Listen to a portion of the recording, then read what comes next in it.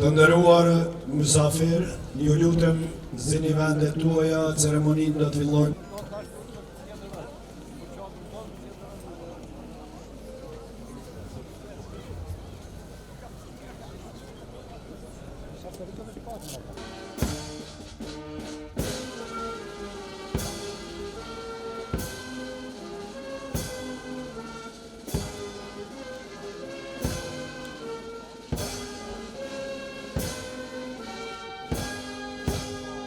Sot shënojmë 18 vjetorin e shpalljes pavarësisë Republikës Kosovës. Një shtet I lindur nga rezistenca paqësore e nga sakrifica popullore, nga lufta çlirimtare dhe nga ndërhyrja ndërkombëtare. Me 17 shkurt 2008, të zgjedhurit e popullit tonë në mënyrë demokratike e shpallën Kosovën shtet të pavarur në një mbledhje historike në kuvendin e vendit tonë.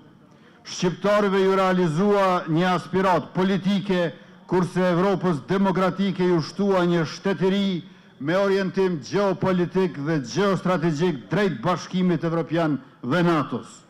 Por, liria e Kosovës nuk filloi atë ditë para 18 vitesh. Liria e Kosovës është ngjizur shumë më herët, me përpjekjen e parreshtur ndër breza me qëndresë të padhunshme dhe me luftën e drejtë të UÇK-s, e cila bashkë me bombardimet e NATO-s kundër Jugosllavisë së Miloševićit I dha fund një regjimi shtypës dhe I hapi rrugë shtetësisë sonë.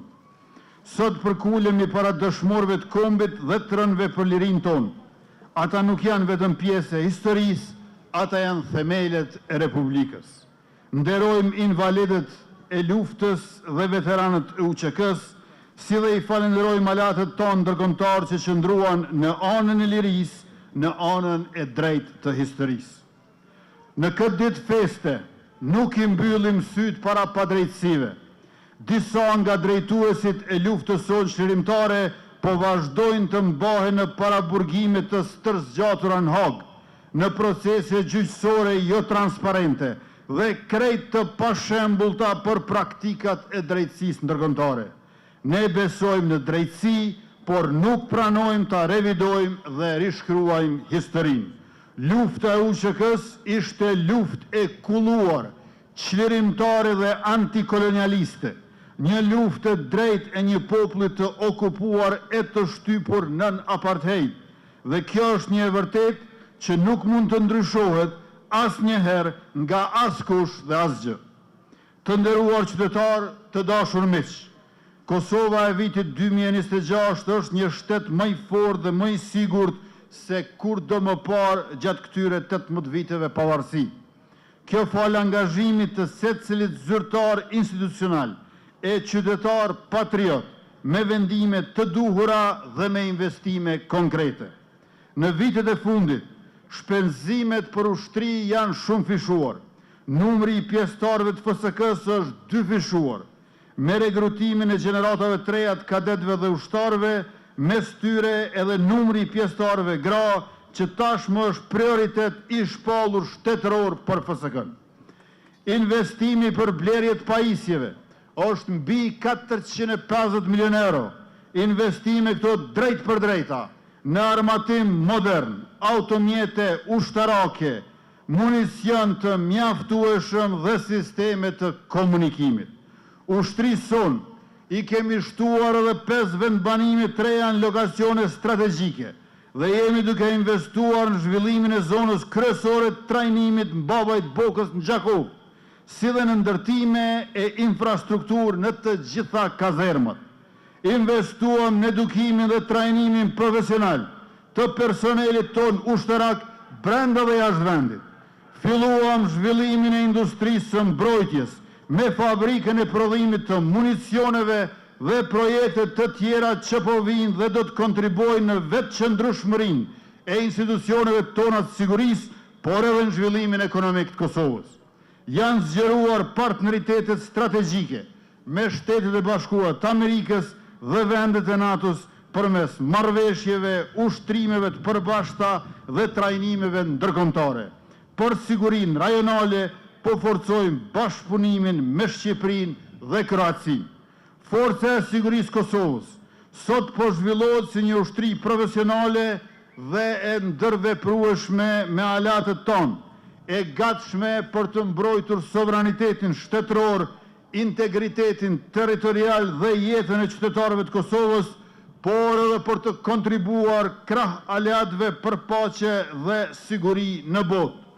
Kjo nuk është ambicie politike, por realitet aktual. Kjo është proces shtetëror i planifikuar dhe i pakthyeshëm.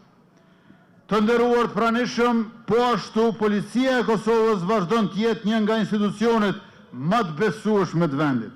Me investime në pajisje, trajnim dhe rritje të kapaciteteve, ajo garanton rendin dhe ligjin çdo ditë në secilin komunë e në çdo cep të Republikës. Të dashur ushtarak dhe polic, ju nuk jeni vetëm bartës të uniformës, ju jeni shërbëtor të nderuar dhe të respektuar të Republikës. Puna juaj, disiplina juaj dhe përkushtimi juaj janë garanci e sigurisë sonë kolektive. Parada e sotme nuk është demonstrim force përballë ndokujt.